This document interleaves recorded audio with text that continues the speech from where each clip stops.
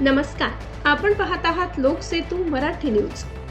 महाराष्ट्रातील प्राथमिक शिक्षकांच्या प्रलंबित मागण्यांसाठी आज 9 जुलै रोजी पुकारण्यात आलेल्या राज्यव्यापी शाळा बंद सामूहिक रजा आंदोलनाला धुळे जिल्ह्यात मोठा प्रतिसाद मिळाला आहे। जिल्ह्यातील जिल्हा परिषद, खासगी प्राथमिक आणि महानगरपालिका शाळांतील शिक्षकांनी सामूहिक रजा घेऊन आंदोलनात सहभाग नोंदवला।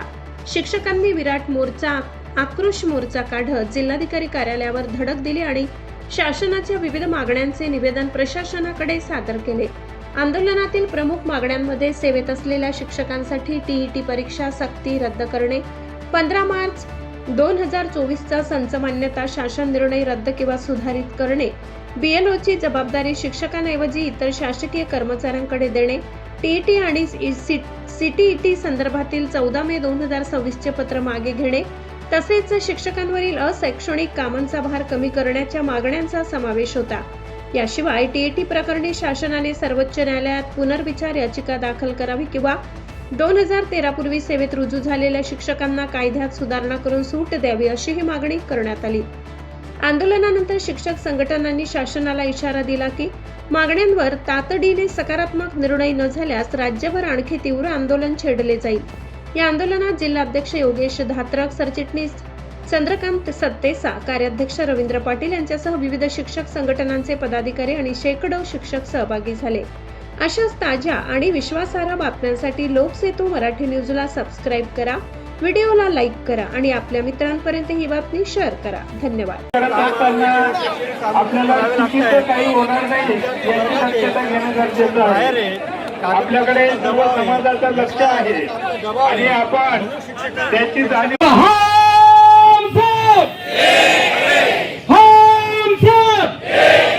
शिक्षक एकजुटीचा, शिक्षक एकजुटीचा, भारत माता की, भारत माता की इन्क्लाब।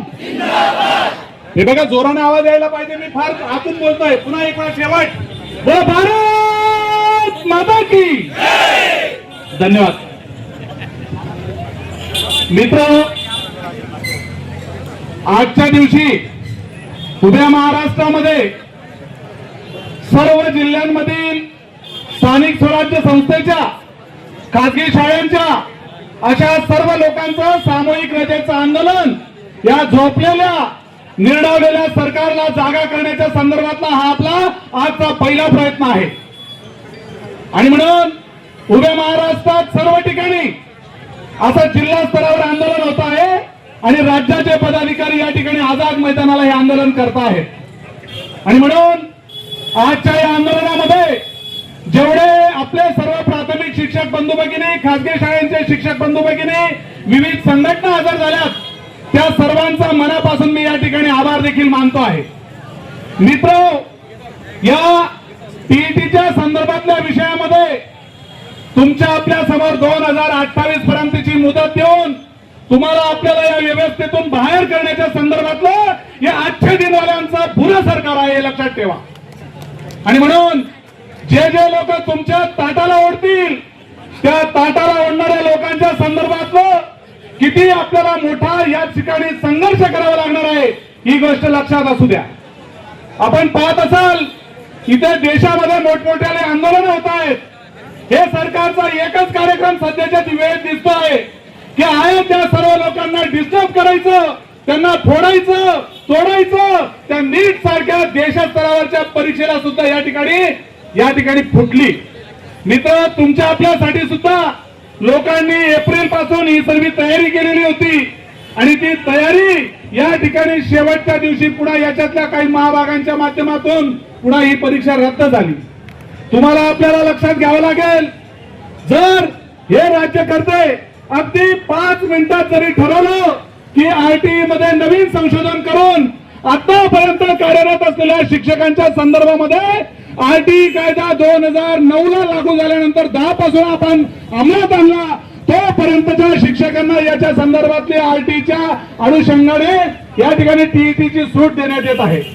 अहो, हे सर्व लोक बोलतात फार चांगलं, सर्व लोक तिथे बसलेल्या संसदेतले लोक देखील बोलतात की हे झालं पाहिजे, पण या देशातले हे जे 2 जण आहेत यांच्याशिवाय काही चालत नाही. आणि म्हणून तुम्ही एक गोष्ट लक्षात घ्या, सर्व समाज, शेतकरी असेल, विद्यार्थी असेल, उद्योजक असतील, या सर्वांच्या संदर्भातली काय परिस्थिती आणून ठेवलेली आहे. आणि म्हणून जर कदाचित तुम्ही आपण आता जागे झाला नाहीत तर 2028 नंतर तुमचं आपलं या व्यवस्थेतून बाहेर जाणं आत्ताच्या घडीला निश्चित करून ठेवलेलं आहे. आणि म्हणून जर तुम्हाला आपल्याला या सर्व व्यवस्थेच्या विरुद्ध लढायचं असेल तर तुम्हाला आपल्याला या ठिकाणी रोडावर उतरल्याशिवाय पर्याय नाही. त्या दिल्लीच्या जंतर मंतरवर बसलेल्या लोकांसाठी, त्यांचं ऐकण्याच्यासाठी सुद्धा या सरकारला वेळ नाही. आणि म्हणून येणाऱ्या काळामध्ये कुठल्याही व्यवस्थेच्या विरोधातल्या असलेल्या लोकांच्या संदर्भातला तुम्हाला आपल्याला पाठिंबा दिल्याशिवाय या ठिकाणी काय आपल्याला माफ करणार नाही. आणि म्हणून प्रत्येकाचा वेगवेगळे विषय करून देऊन या ठिकाणी याचा त्याच्याशी, त्याचा त्याच्याशी लावून देऊन जशा ब्रिटिशांचं काम होतं तोडा फोडा राज्य करा, हे सुद्धा या येणाऱ्या काळामध्ये तुम्हाला आपल्याला अनुभवायला आलं. आणि कितीतरी लोक फार चांगलं बोलतात, कुठे ते स्क्रिप्ट वगैरेवर बोलतात. अरे कोणीतरी ही बी स्क्रिप्ट त्यांच्याकडे देऊन टाका आणि हे पण एक वेळा बोलून टाका.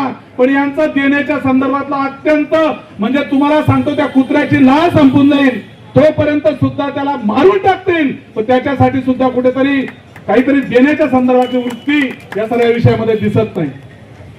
एनसीटी आणि आरटी या दोघांच्या खेळमध्ये आतापर्यंत 2009 ला कायदा केला गेल्यानंतर 23 कलमामध्ये या ठिकाणी निश्चित केलं होतं की या येणाऱ्या काळामध्ये शिक्षकांसाठीची पदवी प्लस पदविका आणि त्याचबरोबर त्यांची टीईटी असली पाहिजे. ही कोणासाठी? नवीन सेनेत आलेल्या लोकांसाठी. आणि 23/2 कलमाच्या अनुषंगाने याची व्यवस्था एनसीटीई कडे दिलेली होती. आणि म्हणून एनसीटीईने हे निश्चित केलं की 2010च्या पूर्वीच्या लोकांना याची आवश्यकता नाही. कोर्टामध्ये आता तर कोर्टाच्या संदर्भात सुद्धा म्हणजे बोलणं मोठं म्हणजे शोकांतिकाचा भाग आहे. आम्ही मागतो काय, ती संस्था कोर्टात गेली कशासाठी, त्या विषयाच्या संदर्भामध्ये अंजुमने मायनॉरिटीच्या शाळेचं म्हणणं होतं की आम्हाला पात्रताधारक टीईटी सीटीटी धारक लोक मिळत नाही आणि म्हणून त्याला आम्हाला कायद्याच्या अनुषंगाने एक्झम्पशन द्यावं. त्यांची पिटिशन कशासाठी होती, त्या पिटिशनचा विषय कुठंच गेला. पण आतापर्यंतच्या असलेल्या व्यवस्थेच्या लोकांना सर्वांना तुम्हाला आपल्याला टीईटी लावून दिली. या टीईटीच्या अनुषंगाने इतकं वाईट झालं. त्या 1/9/2025 पासून मित्राचे मित्र आता कोणच राहिले नाही. कोणी पास होऊन गेलेलं, त्याबरोबरीने सीटीटी होऊन गेलं. टीईटी वाल्यांची भानगड वेगळीच, सीटीईटी वाल्यांची वेगळीच. आता त्याच्या पुढे चाललंय की 1/9/2025 पूर्वी जे पास झालेले आहेत त्यांची भानगड वेगळीच. जसं शिक्षक संघटनांमध्ये एकलवाल्यांची वेगळी, दुकलवाल्यांची वेगळी, एक मुलावाल्यांची वेगळी, एक बाईवाल्यांची वेगळी, तसे हे सगळे प्रकार होऊन गेले. अत्यंत वाईट वाटतं मला. आणि येणाऱ्या काळामध्ये हे असंच प्रत्येकाच्या विषया संदर्भामध्ये तोडायचं फोडायचं आणि या ठिकाणी राज्य करायचं. अजून एक गोष्ट जाता जाता सांगतो, कारण बऱ्याच जणांना वाटतं कारण तुम्ही आपण 2-2, 4-4 तास प्रवास करून आलोत आणि म्हणून इथे सुद्धा अर्धा 1 तास जास्त झाला. काही चांगले बोलणारे लोक असतील, काही मुद्दे मांडणारे लोक असतील, त्यांचं देखील ऐकलं पाहिजे. फक्त जाता जाता अजून एक गोष्ट सांगून देतो, ही टीईटीची एक्झामचा पेपर फुटला आणि त्या फुटल्यानंतर आता पुन्हा त्या विधानमंडळामध्ये विषय आला की आता IBPS परीक्षा घेईल. तुम्हाला सर्वांना ऐकायला बघायला मिळालं ना. मित्र, जी केंद्र प्रमुखांची परीक्षा झाली, कारण असा पेपर वाचणं सोपं, त्या कॉम्प्युटरवरच्या वरच्या स्क्रीनवर पाहून खाली त्या माऊसला पाहणं हे फार अवघड गोष्ट आहे. याच्यातले जे लोक तंत्रज्ञानी होते, तुम्ही पाहिलं असतील टीईटी होऊन केंद्र प्रमुख झालेले लोक, असा कोणी आहे का ज्याला काही येत नाही तो होऊन गेला. त्या सर्वांना कॅट बी धरता येते आणि माऊस बी धरता येतो आणि म्हणून त्यांनी बरोबर त्या कॅटलाही धरलं आणि त्या माऊसलाही बरोबर क्लिक केलं आणि ते सरळ तुमच्या सर्वांसमोर येऊन गेले. आणि म्हणून सांगायचं कारण असं, त्यांनी सांगितलं की आम्ही जी परीक्षा दिली तो आमचा पेपर सुद्धा पूर्ण होत नव्हता. अरे तुम्ही आपण ते वाचून वाचून माझा अनुभव सांगतो. मी सीटीटी दिली आबासाहेब, तर मी 110 पर्यंत देखील या सरकारला विनंती देखील करतो आहोत.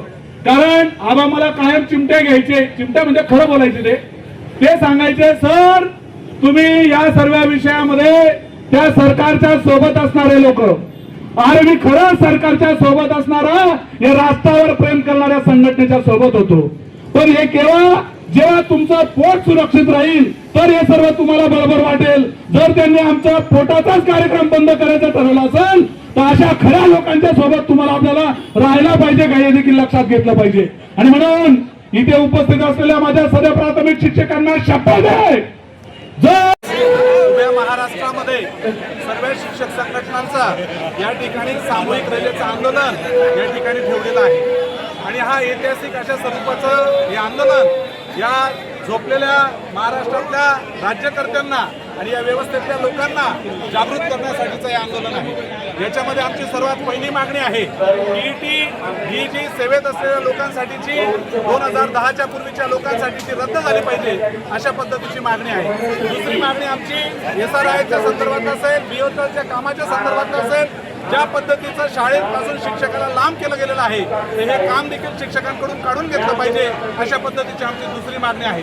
आणि सर्वात महत्त्वाचं म्हणजे या शाळाबाह्य कामांपासून शिक्षक प्रचंड प्रमाणात वैतागलेले आहेत आणि त्याचबरोबरीने पदोन्नतीच्या बाबतीतल्याही नवनवीन काहीतरी वेगवेगळे परिपत्रक आणि त्याचबरोबरीने काहीतरी वेगवेगळे अर्थ लावून ज्या पद्धतीच्या पदोन्नतीचा हा गाड घातलेला आहे हा अत्यंत शासनाचा निषेधार्थ आहे.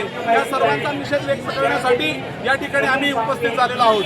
आणि जर शासनाने या आंदोलनाची दखल घेतली नाही तर येणाऱ्या काळामध्ये याच्यापेक्षा मोठ्या स्वरूपाचं आंदोलन, विरळ आंदोलन, शिक्षकांच्या कुटुंबांच्या सर्व कुटुंबांच्या सदस्यांचं आंदोलन, असा बेबंद स्वरूपाचं आंदोलन या ठिकाणी सर्व संघटना महाराष्ट्रातला या ठिकाणी आयोजित करणार आहोत. याचबरोबर आजच्या दिवशी महाराष्ट्रातल्या कितीतरी खासगी शाळांचे शिक्षक देखील आजच्या दिवशी रजेवर आहेत. सर्व राज्यातल्या सर्व प्रकारच्या खासगी संघटना असतील, खासगी शाळांच्या माध्यमिक शिक्षकांच्या संघटना असतील, या सर्व आजच्या आंदोलनामध्ये सहभागी आहेत. आणि म्हणून तुम्हाला आपल्याला आता जर न्याय मिळाला नाही तर भविष्यात आपला काळ अत्यंत खडतर राहणार आहे. म्हणून सर्व लोकांनी याच्यापूर्वी जे या आंदोलनामध्ये उपस्थित राहिले नाहीत त्यांना देखील याचा निरोप द्यावा. अभी नाही तो कभी नाही अशा स्वरूपाचा हा सर्व विषय आहे. आणि म्हणून सर्वांनी एक वेळा पुन्हा विनंती करतो की आपण सर्वांनी आंदोलनामागे अत्यंत उत्स्फूर्तपणे सहभागी व्हावे अशा पद्धतीची विनंती या ठिकाणी राज्याच्या मध्यवर्ती संघटनेच्या माध्यमातून मी आपल्याला करतो. धन्यवाद. शिक्षक एकजुटीचा विजय असो. शिक्षक एकजुटीचा विजय असो. परीक्षा रद्द झालीच पाहिजे. परीक्षा रद्द झालीच पाहिजे. सर्व शिक्षक संघटनेच्या वतीने जो या ठिकाणी आंदोलन छेडण्यात येत आहे हा या आंदोलनामध्ये अशिक्षितपणाबद्दल ज्या आमच्या मागण्या आहे शिक्षकांच्या जर शासनाने जर दखल घेतली नाही तर भविष्यात विराट आंदोलन केल्याशिवाय राहणार नाही. शिक्षकांना जे काम आहे इतरांनी करून बघावं. शिक्षकांची ज्या शाळेवर त्या पाठावर काय अवस्था आहे ती अवस्था शासनाने दखल घेतली पाहिजे. काहीतरी शिक्षकांना जबरदस्ती लादून केलेले कामं हे अन्याय शिक्षक मी असं म्हणतो परिस्थिती आहे म्हणून शासनाचे जे आदेश असतील ते आदेशाला